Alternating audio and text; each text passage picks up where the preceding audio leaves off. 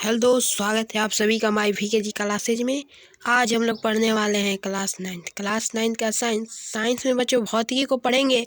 Chapter 1 होगा विज्ञान और मापन। तो बच्चों आज चैप्टर 1 को पढ़ने से पहले देख लेते हैं कि हम लोग को कौन कौन से चैप्टर पढ़ना है। ठीक है बच्चों, तो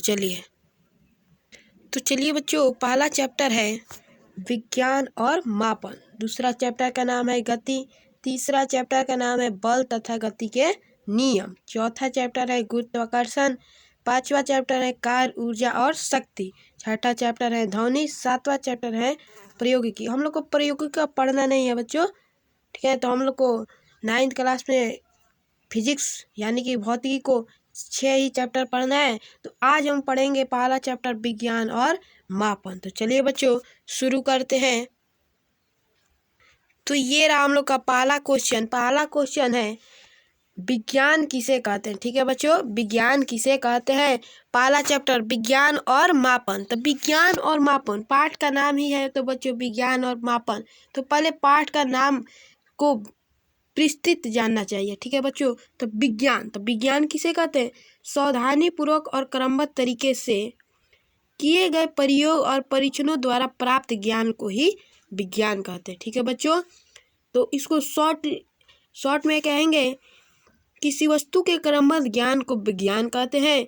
यानी कि कहने का मतलब सावधानी पूर्वक और क्रमबद्ध तरीके से किए गए प्रयोग और परीक्षणों द्वारा प्राप्त ज्ञान को विज्ञान कहते हैं। चलिए नेक्स्ट क्वेश्चन बच्चों। नेक्स्ट क्वेश्चन है विज्ञान। तो हम लोग जान गए बच्चों विज्ञान किसे कहते हैं और विज्ञान क्या है। ठीक है बच्चों, तो अब जानेंगे कि विज्ञान के कितने प्रकार होते हैं। तो विज्ञान के बच्चों 2 प्रकार होते हैं। विज्ञान के कितने प्रकार होते हैं? 2। पहला है भौतिकी विज्ञान। भौतिकी विज्ञान को इंग्लिश में फिजिकल साइंस कहते हैं। और दूसरा है जीव विज्ञान। जीव विज्ञान को इंग्लिश में लाइफ साइंस कहते हैं। तो चलिए बच्चों, तो अब जानते हैं भौतिकी विज्ञान किसे कहते हैं। हम लोगों ने जान लिया विज्ञान किसे कहते हैं, अब जानेंगे भौतिकी विज्ञान किसे कहते हैं। हम लोग का नेक्स्ट क्वेश्चन होगा भौतिकी विज्ञान किसे कहते हैं। तो लिखा है क्या, भौतिकी विज्ञान यानी कि फिजिकल साइंस का संबंध निर्जीव पदार्थ हो और उनसे संबंधित घटनाओं से होता है। तो विज्ञान में बात करेंगे भौतिकी विज्ञान किसे कहते हैं। हम लोग का दूसरा क्वेश्चन है भौतिकी विज्ञान किसे कहते हैं।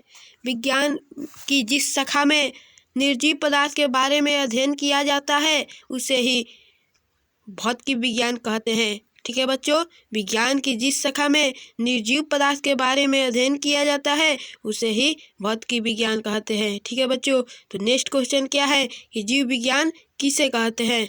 तो जीव विज्ञान विज्ञान की जिस शाखा में सजीव पदार्थों के बारे में अध्ययन किया जाता है उसे जीव विज्ञान कहते हैं।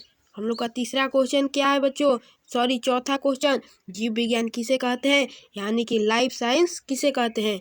तो विज्ञान की जिस शाखा में सजीव पदार्थ के बारे में अध्ययन किया जाता है उसे ही जीव विज्ञान कहते हैं। कह रहा है बच्चों क्या, जीव विज्ञान का संबंध सजीव पदार्थ से होता है, यानी कि विज्ञान की जिस शाखा में सजीव पदार्थ के बारे में अध्ययन किया जाता है उसे ही जीव विज्ञान कहते हैं। चलिए बच्चों नेक्स्ट क्वेश्चन है हमारा।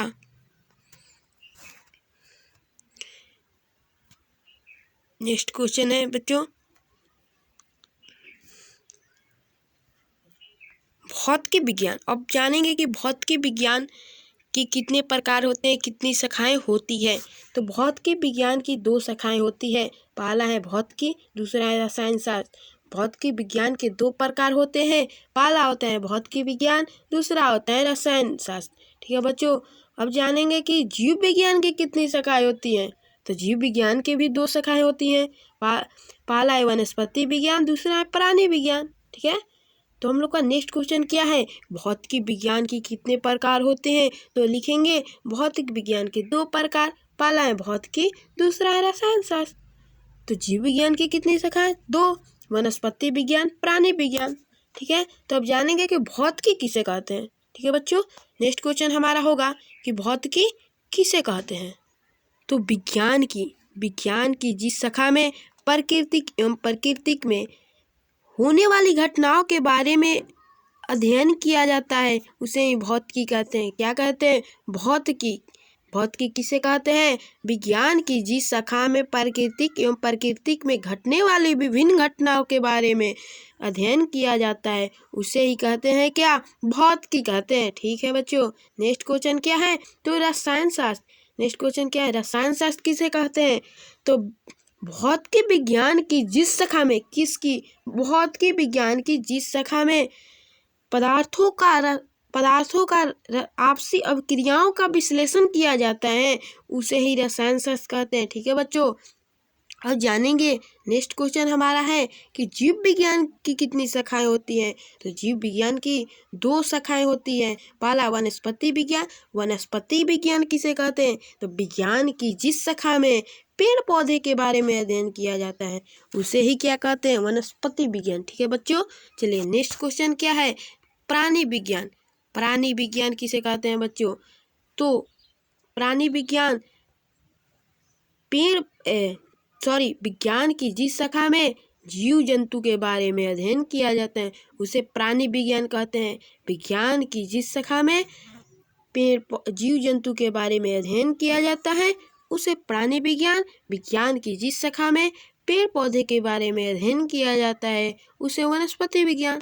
चलिए नेक्स्ट क्वेश्चन हमारा है बच्चों, देखो नेक्स्ट क्वेश्चन है किसी विज्ञानी के काम करने के तरीके यानी कि वैज्ञानिक विधि।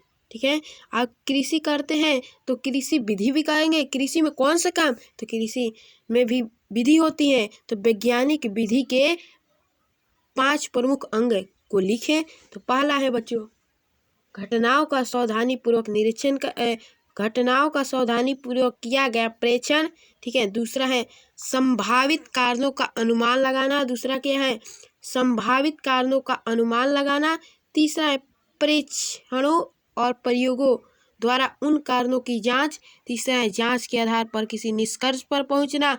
चौथा है आवश्यकता अनुसार विचारों और सोच में अपरिहार्य परिवर्तन करना। तो हम लोग का ये क्वेश्चन क्या है बच्चों? कि वैज्ञानिक विधि के 5 प्रमुख अंग हो गया। तो इसके बाद नेक्स्ट क्वेश्चन हम लोग का क्या है बच्चों? नेक्स्ट क्वेश्चन है मात्रक। मात्रक किसे कहते हैं बच्चों? मात्रक। तो मात्रक बच्चों किसी भी राशि को मापने के लिए कुछ मानक की आवश्यकता पड़ती है। ठीक है, उसे ही मानक कहते हैं। ठीक है, मानक को इंग्लिश में स्टैंडर्ड कहते हैं। ठीक है, मात्रक किसे कहते हैं? किसी भी राशि को मापने के लिए कुछ मानक की आवश्यकता पड़ती है उसे ही मात्रक कहते हैं। ठीक है, नेक्स्ट क्वेश्चन हम लोग का होगा, नेक्स्ट क्वेश्चन भौतिक राशियां यानी कि भौतिक राशि किसे कहते हैं? तो बच्चों भौतिक राशि भौतिकी के नियमों में जिन पदों में व्यक्त किया जाता है उसे भौतिक राशि कहते हैं। भौतिकी के नियमों में जिन पदों में व्यक्त किया जाता है उन्हीं को भौतिक राशियां कहते हैं। तो भौतिक राशि के उदाहरण है लंबाई, द्रव्यमान, समय, बल, ऊर्जा, वेग। तो भौतिक राशि के नेक्स्ट क्वेश्चन क्या है? भौतिक राशि के कितने प्रकार होते हैं? तो भौतिक राशि के 2 प्रकार होते हैं। पहला है आधारी राशि, दूसरा है व्युत्पन्न राशि। ठीक है, तो आधारी राशि को मूल राशि भी कहते हैं। आधारी राशि को मूल राशि भी कहते हैं। ठीक है बच्चों, आधारी राशि को मूल राशि भी कहते हैं। नेक्स्ट क्वेश्चन हमारा है नेक्स्ट क्वेश्चन आधारी राशि। आधारी राशि किसे कहते हैं? जो स्वतंत्र मानी जाती है उसे ही आधारी राशि कहते हैं। यानी कि कहने का मतलब है किसी की सहायता नहीं होती है, उसे स्वतंत्र होती है। जो राशि स्वतंत्र होती है उसे आधारी राशि कहते हैं या मूल राशि कहते हैं।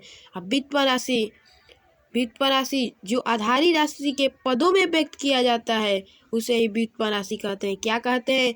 जो आधारी राशि के पदों में व्यक्त किया जाता है उसे ही व्युत्पन्न राशि कहते हैं। कहने का मतलब है आधारी राशि या मूल राशि के पदों में व्यक्त किया जाता है उसे ही व्युत्पन्न राशि। आधारी राशि के उदाहरण लंबाई, द्रव्यमान, समय इत्यादि।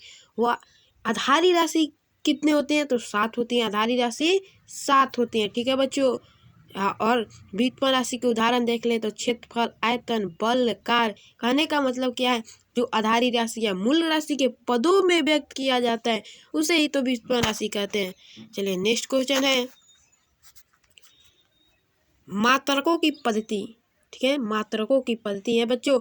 तो मात्रक कितने प्रकार के हमने आपको बताया है। मात्रक किसे कहते हैं, यानी कि कोई भी राशि को मापने के लिए कुछ मानक की आवश्यकता होती है, उसे ही मात्रक कहते हैं। ठीक है बच्चों, तो मात्रक के कितने प्रकार, तो मात्रक के 2 प्रकार, आधारी मात्रक और व्युत्पन्न मात्रक, यानी कि मूल मात्रक और व्युत्पन्न मात्रक।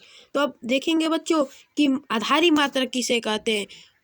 आधारी मात्रक किसे कहते हैं, तो बच्चों वह मात्रक जो किसी अन्य मात्रक पर निर्भर नहीं करता है उसे ही आधारी मात्रक। वह मात्रक जो किसी अन्य मात्रक पर निर्भर नहीं करता है उसे आधारी मात्रक।